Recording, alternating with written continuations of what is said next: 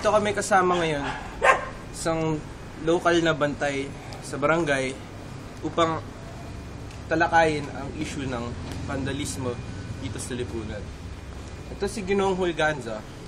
Siya ang president ng Gawad Kabataan dito. Ginoong Hulganza, magandang umaga. Magandang umaga. Gusto ko lang itanong, sa inyong Lipunan, malaking issue ba ang vandalismo? Sa ngayon, oo, malaking issue to. Kaso, sa Lipunan ngayon, napaganda nito ang mga kapaligiran sa pamamagitan ng mga art. Ngunit, ito ba ay nagiging isang sagabal sa pagunlad ng ating lipunan? Sa palagay mo?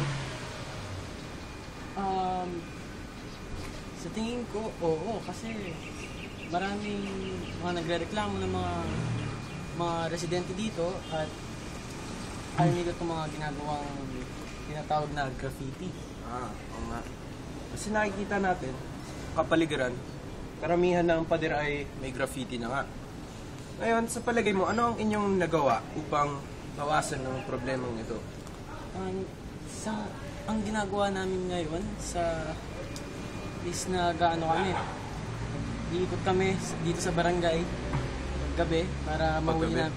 Oo. Karamihan ba sa gabi nagaganap? Karamihan sa gabi para hindi daw sila mahuli.